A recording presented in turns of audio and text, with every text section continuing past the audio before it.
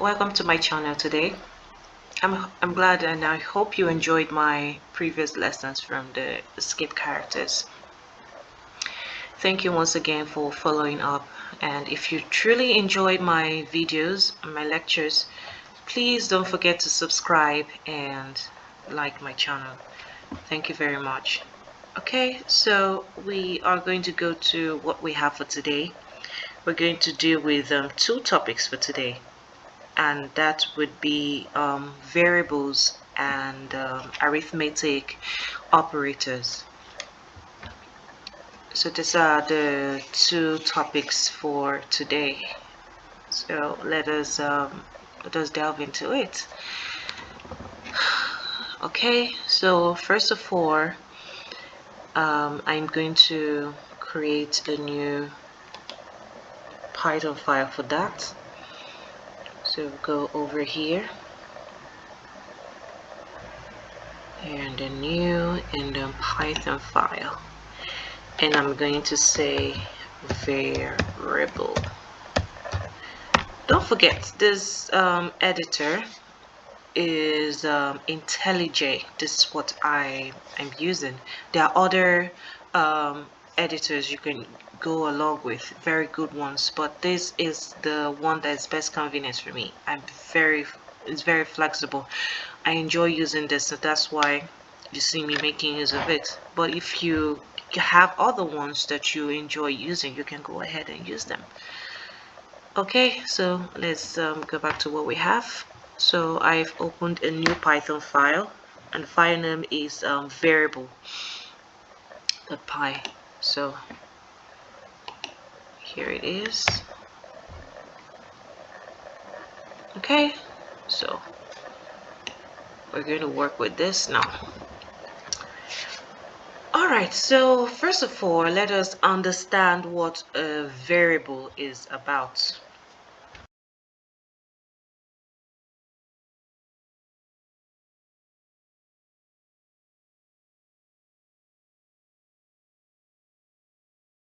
Different items, different things that you can probably use later on by calling in the variable name.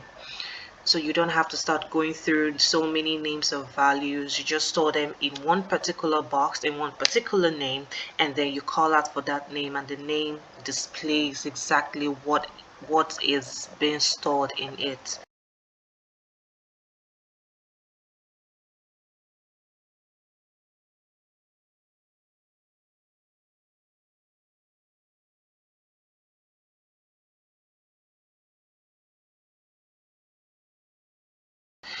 So I could say I could call my laptop a variable, and my documents are my values. So my values are being stored in my laptop. So that's basically what it is. My laptop is my variable. So if I need those documents, I'll have to pick up my laptop, turn on my laptop, and then search for my variable. Turning on the laptop is calling out the laptop to give me the thing that is needed in the laptop. So that's basically how the variable is actually assigning a value to a name. That's exactly what it is. There's really no difficult thing about it. So we can go do some little examples by using variables. So before you use a variable, you have to declare a variable name and then store a value in the variable before you can start calling out the variable name to work for you. Alright, so let's get to what we have now.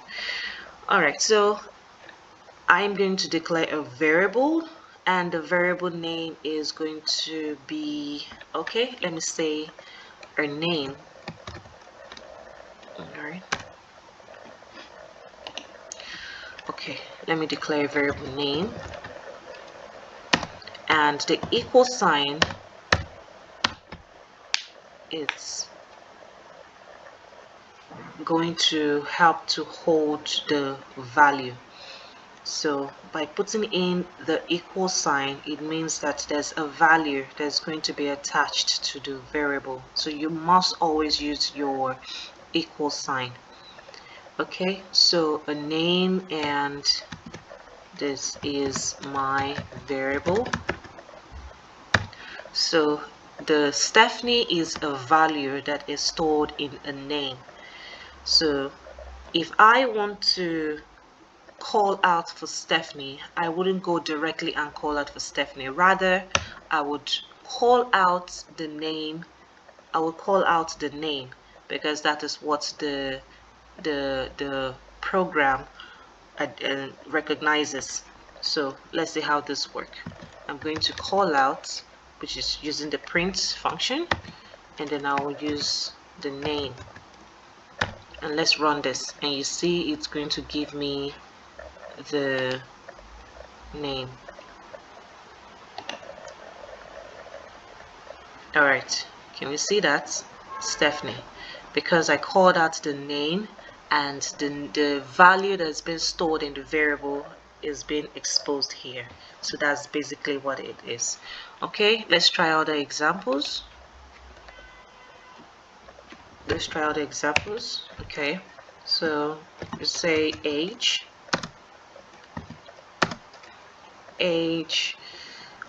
say 15. Okay, you could say color. What color do say color is a string, say pink. Okay, so please get the difference here. Okay, maybe later on we're going to explain these different data types.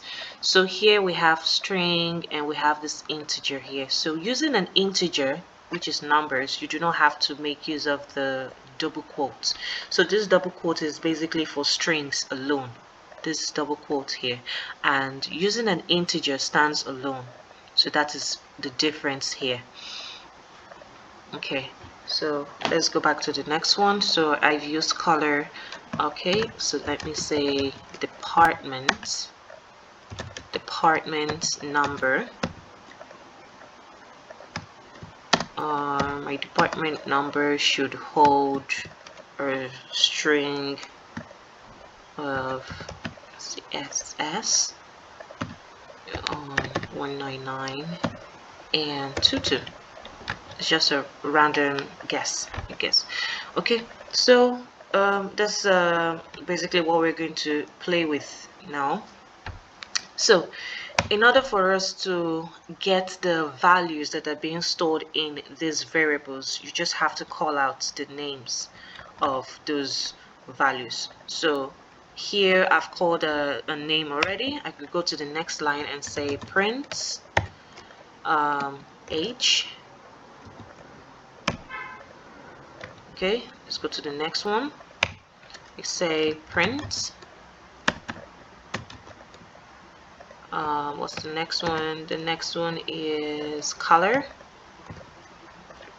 Okay, and the last one is department number. So I could say department number. There it is. Okay, so let's run this. Alright, now you see the values that are stored in those names are being displayed here. So we have our name, the first one, the second one, the age, the color, and the department number being displayed over here as a result. So that's basically what it is. So there's no too much work into that. You can decide to try other things on your own, like that, different variables on your own. Okay, so this is it for the first one. I'm just going to give 2 examples for this already. Okay, so I want to try this other method too. It's still the same different ways of calling out the variable names, but it all depends on how you want it to be displayed. So here what I did here was to make sure the values are being displayed accordingly to different lines like this, and this is the result here. So if I want it to be on a single line, this is what I'm going to do. So let me comment this out. Okay, so I'm going to work with this alone.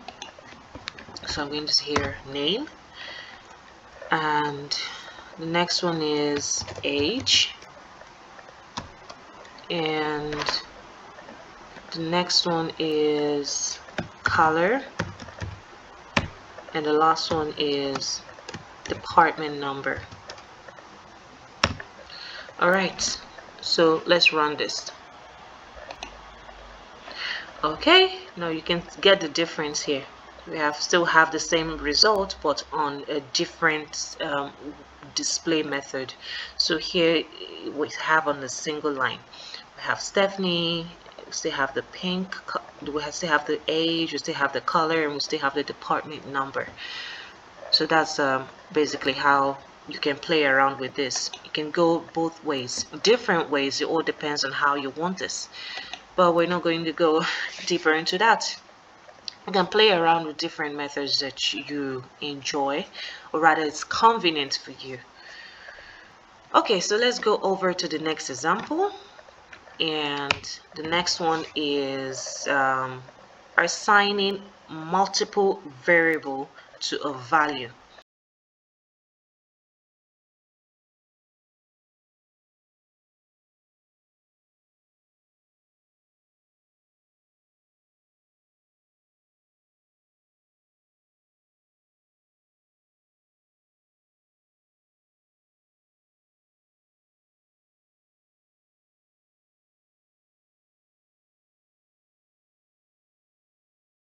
Value and storing them in different variables. That's basically what it is. Assigning multiple variables to just assigning multiple variables to a value.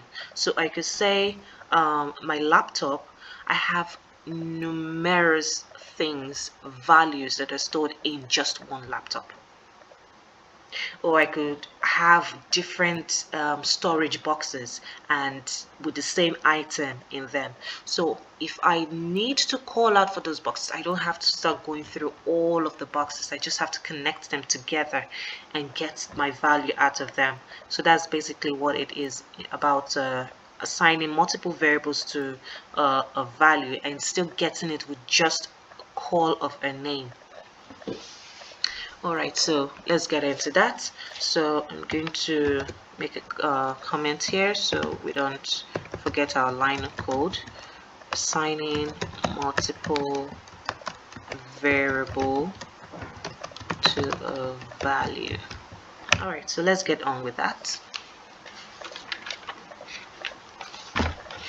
Okay, so here I am going to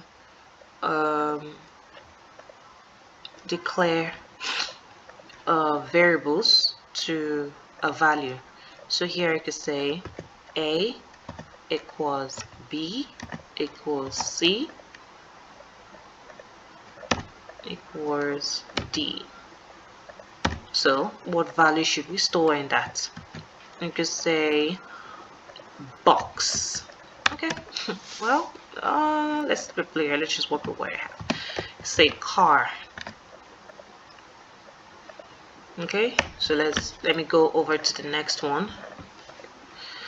Another example, you could say E equals F equals G equals H. So what should we store in these variables? You could say drink. You can also use an integer if you like. So it depends on how you want it. Okay, so let's run this. But first of all, let's take these ones, just put them away like this, comment them out because we're working with this. Alright, so how do we code out for this? I'm going to print So this is basically what it is. I do not have to call out for all of these variable names. I could pick just one out of it and it's still going to give me the same value that is stored in it. So all of these are attached to the car. All of E, F, G, H is attached to drink. So let's see. Let me call out for alphabet C, or sorry, variable C. And I'm going to print that. Okay, now can you see that? Because I call out for variable C, and C is a value holder of car. Now you can see that. So let me change this and put a variable A and run it. It's still going to give me the same answer. So you see, it's still the same answer. So if you keep calling out the different variables, there is still the multiple variables is still going to give you the same answer because it's just one value that is stored in it. So let's try it this way as well, and print D. Okay, so let's do that. So we're going to have car. Can you see that? We have 4 cars here. So that's basically what it is. So you can also try it this other way, like how we did for the previous one. You can also try it like this. Call it for B, C, D. Okay. Alright, let's run this. Now you can see car. So that is just how it is. Okay, so let's also try the next one. The next one is print, and we call out a variable E, and print. Okay, so we can see that drink. So you can as well try it this other way and say E, F, G, H. Okay, so let's run this. Alright, so here we are, drink. So it's as easy as that. Okay, so this is what we're going to do. I'm going to give you an exercise to play around with. You can do that and post your result in the comment section down below for that. Okay, so I hope you enjoyed this section very well.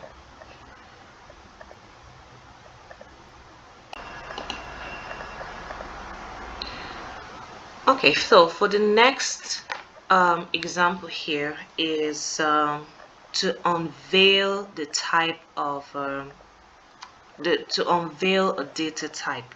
So here I mentioned we have a string. We have string here. Okay, let me uncomment this out. Control/. Let me uncomment this. So here, like I said, a string is held in between a double quote, and an integer stands alone here. So if you see something like this and you do not understand if it is a string or an integer or a float, so this is what you're going to do. You can unveil it by using this method. So this is what I'm going to do. I'm going to let me copy this out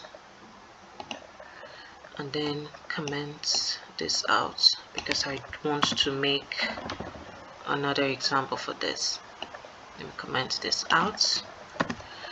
Okay, so let's work with this line. Alright, so this is what we're going to do here.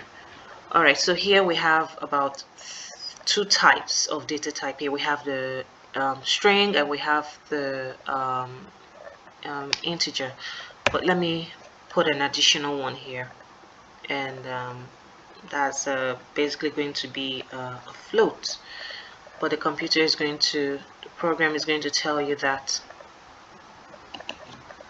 Let's see. Okay, so let me put another one here and say our number. Okay, number. Okay, and I can say 0.987.456. All right, that's just some random one. Okay. Okay, you can say that.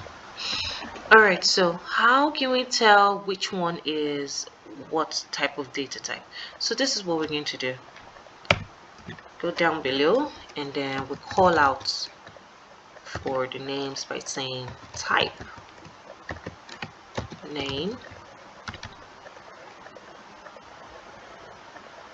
Next one, call out for the type, and what do we have there? Age. And the next one, what type is that? Okay, we have color.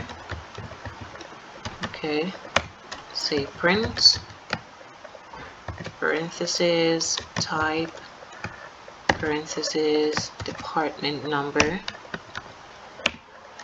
print, last one, parentheses, type, parentheses, number.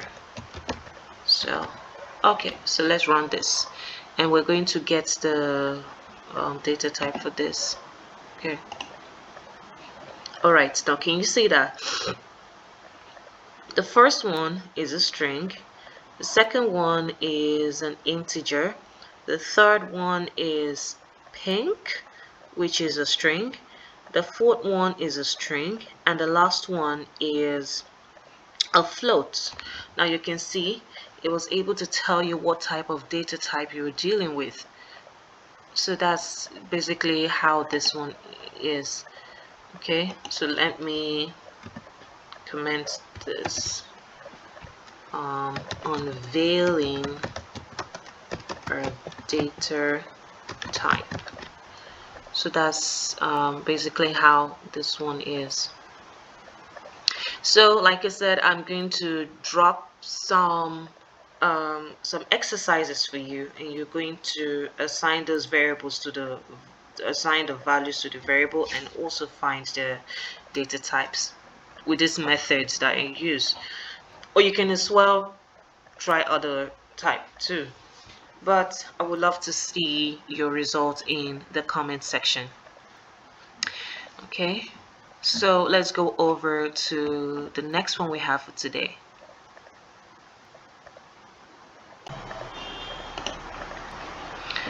Okay, so let's go over to our arithmetic operators.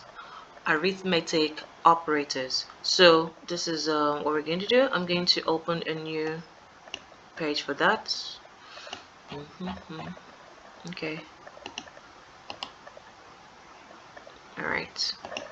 So let's go with arithmetic operators .py. All right. So this is what we're going to work with. Okay, so when you hear about arithmetic operators, oh, couldn't spell that out closely. Okay, so let me rename that out and correct it. Please, it's not really a necessity, but I just like everything to be properly done. Okay, so let's go back. So when you hear about arithmetic operators, you know we're talking about the minus sign, the plus sign, there's the addition, the subtraction, the multiplication, the division. But here in Python, we have the addition, multiplication, subtraction, division, floor division, modular operator.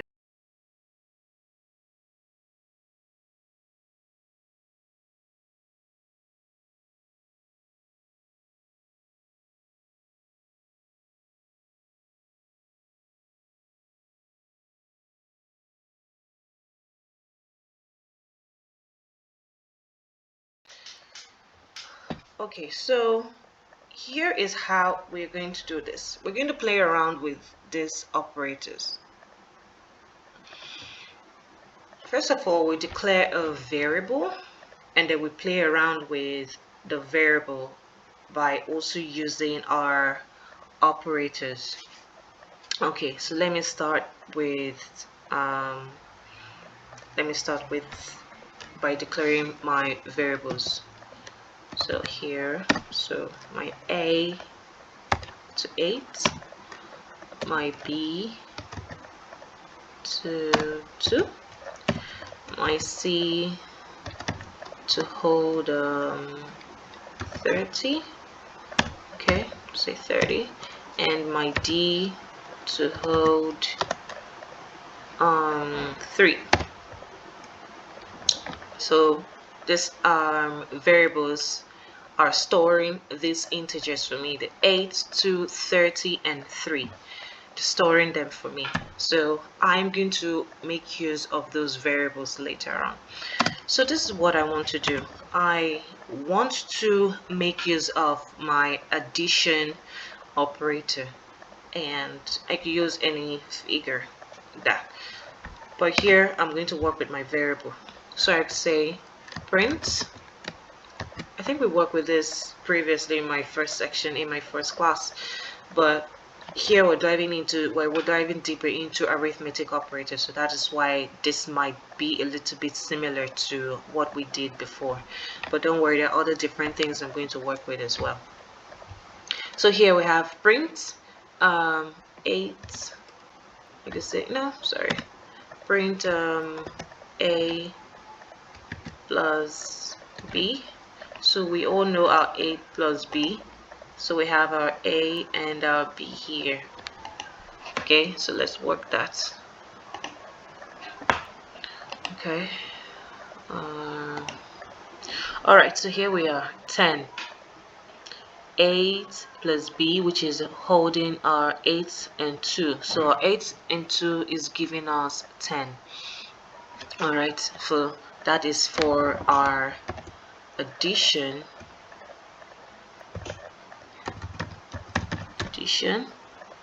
Okay, so let's go to the next one. Print A exponential B. So this can also be called exponential, exponential. That's basically how it's being called in Python. Okay, so we're going to talk more about that, but let's just work with what we're familiar with for now. I'm going to talk more about the Python the Python precedence. So that's what we're going to do later. So let's just work with these operators for now first. So this is print A plus B, and this is exponent or multiplication.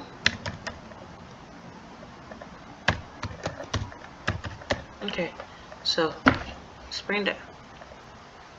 So here we're going to do 8 times 2, which we all know what that is, 16. Okay, so that's the answer here.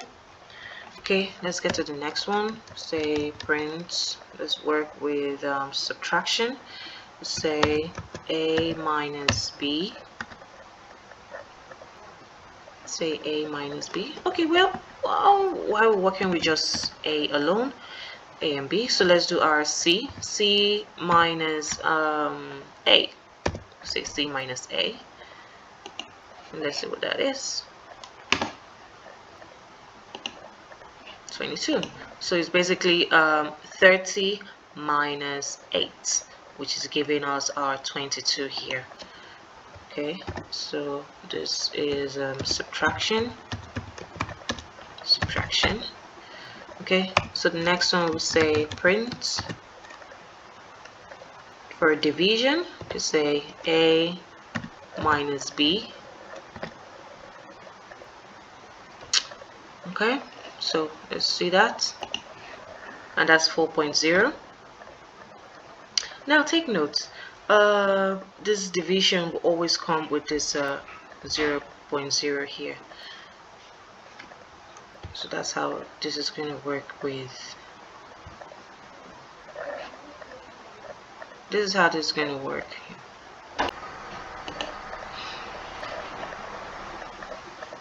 Okay, so we're going to do the floor division. Now what the floor division is, actually what it does is to it determines the quotient of a division. That's basically, and is represented by using this forward slashes, double forward slashes. So that's how it's being used.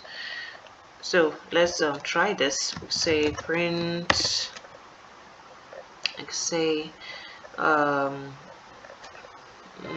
say C slashes 3. Sorry, that's D. That's our C and D. Okay, so let's see. Let's run that. Okay.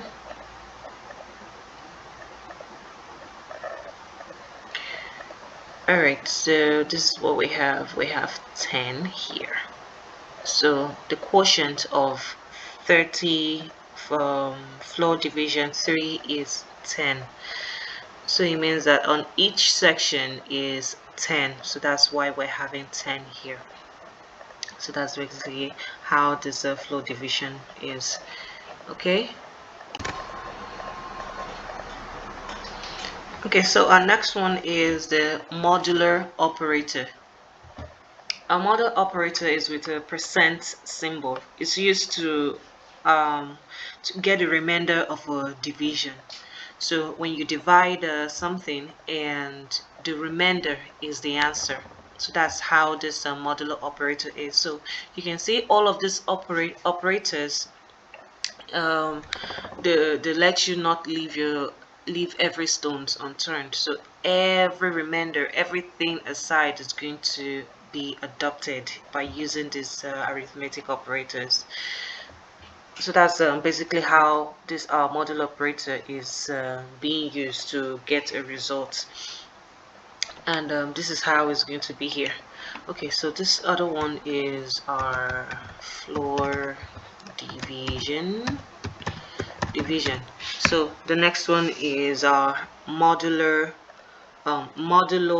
operator, and this is how it's this is how we're going to work with it. So we're going to say print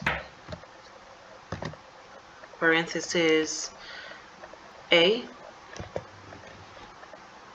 percent D, which is our D. Okay. Alright, so let's work with that. So this is going to be our modular operator. Operator. Okay, so there it is. So that is it. So now this is what it did. So our A and 3. So you can see you divide this 8 into 3 parts. You're going to have a remainder 2. So that's where this modular operator comes in. So you use it to get that remainder. That is how it is. So you cannot get a full result. You must have a remainder by using this odd number and dividing an even number. So that's basically how it is. You can try that separately. You can try that with a calculator. You can try that with by hand and just do it briefly, and you're going to see the remainder yourself. So that's how to achieve such a result using the modular operator. Now there's one thing I want us to play around with. So this is it's just from my own view, from my own way. I would love to do it. So I want us to okay, well, that should be for the next class. Okay, so there's something I would like to also discuss with us here, although I've written it in our note already. It's going to be displayed for you. You're going to see that along the line in the video.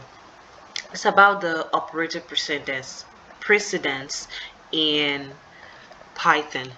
Now, is actually a term given to operators in Python. It's called a Pedmas. You're going to see that previously. Now, the Pedmas, they all stand for different things. We have is the PEDMAS. They stand for different operator meanings. So the P stands for parentheses. The E is exponent, or it's called exponential. The D is for division, the M is for multiplication, the A is for addition, and the S is for subtraction. Now we all know in our normal mathematical operator as well, we have a BODMAS. We start our calculations. Now these are the different steps you take in doing your mathematical operation or your calculations. You start with a bracket of division, then you have your multiplication, addition, and subtraction. So these are the different steps you take in order to solve a problem using this mathematical method. You have to start use that process. So here in Python is called a Pedmas. So you start with your parentheses, then you have your exponent, you have your division, you have your multiplication, you have your addition, and then your subtraction is the last. So that's how you work with this method here. So you don't just go and start solving problem just like that. You have to go through that level, that process. Okay, so that's basically how we work with that.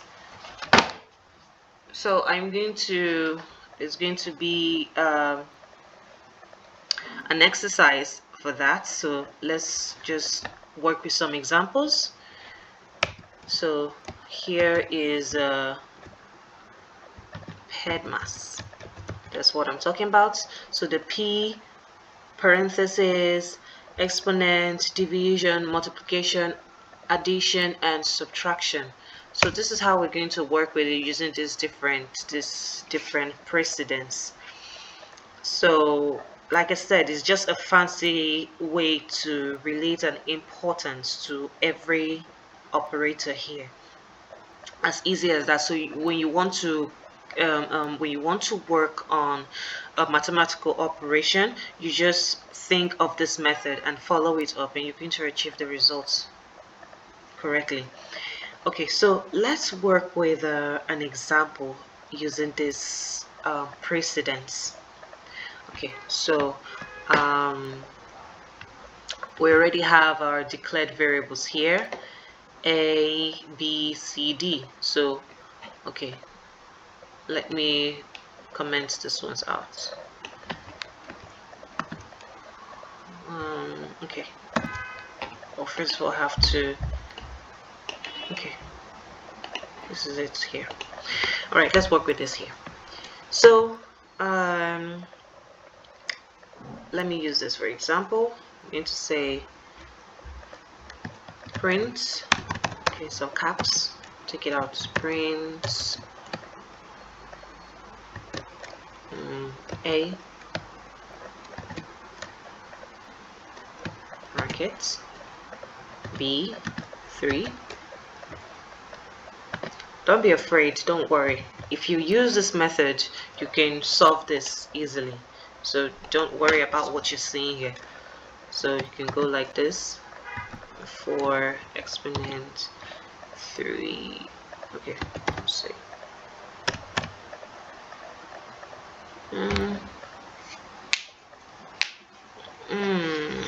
Okay, let's say 12. You can work with that. All right, so this is how we're going to do. So now when you see something like this, think of using this Pedmas here. So we look at the parentheses first, and then we go for the exponents. Where do we have the exponent first? Here. So you work with this. So we have this and this. When you do that, you get your answer, keep it aside. And then we have our division. Our division is here. What do we have for B? We have our 2. Don't worry, whatever you have here, just put it and keep it aside. And then we have our multiplication. Okay, that is ready. So now there's something I would also like us to understand here is that multiplication, addition, they actually work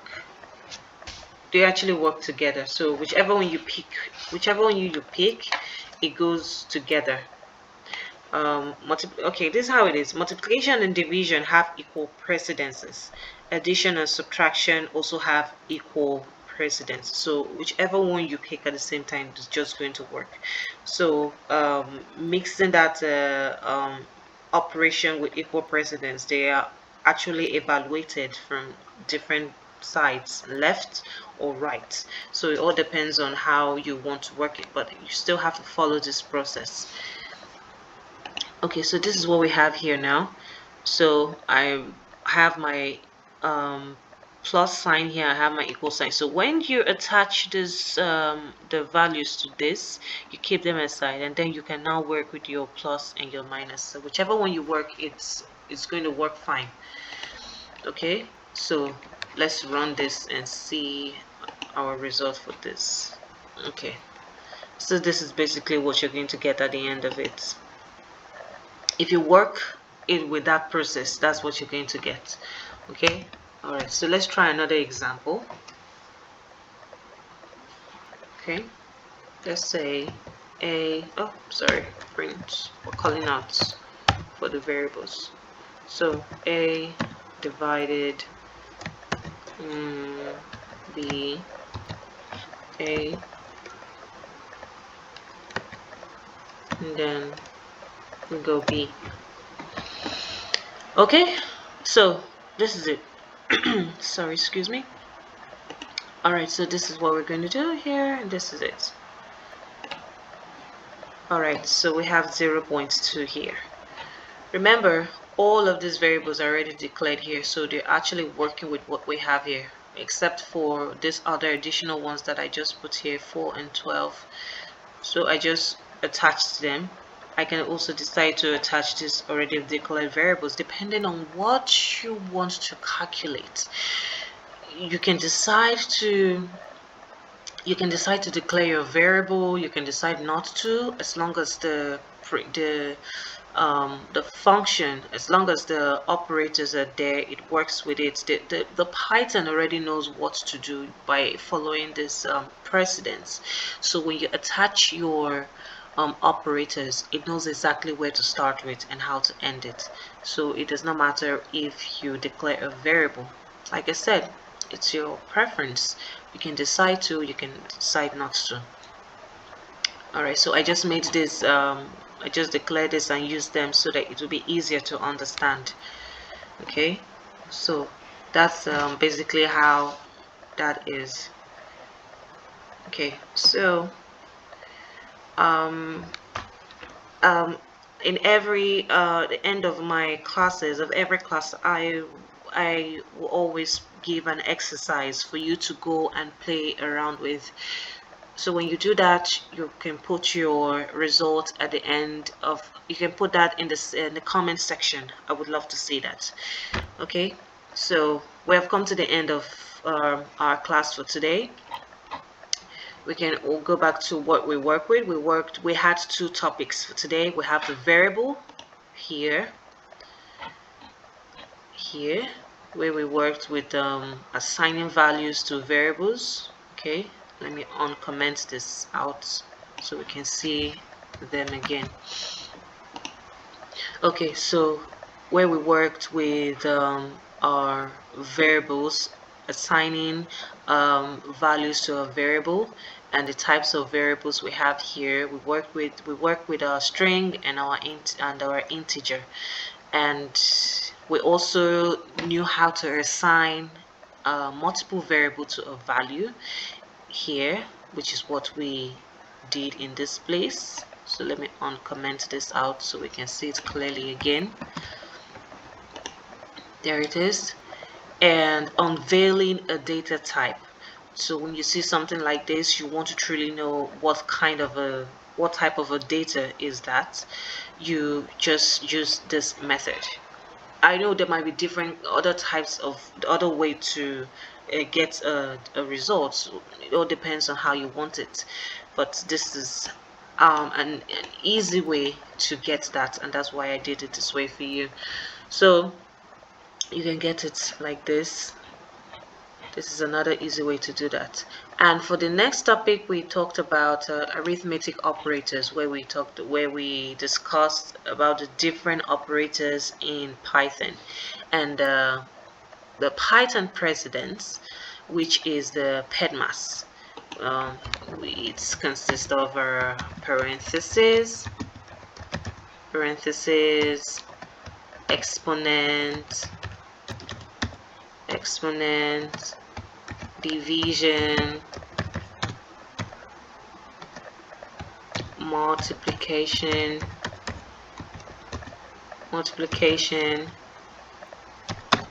addition, and the last one is a subtraction. So that's just how it is here. Okay, so this is just basically how this is being done. There's really no tool work about it.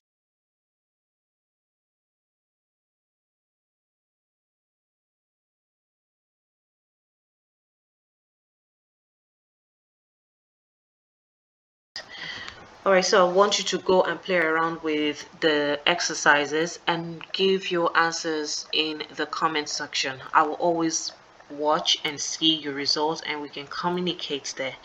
So thank you very much for today's lecture, and please, if you like my videos, do not forget to subscribe and like my videos. Thank you very much for your time, and we hope to see you next time. Bye bye.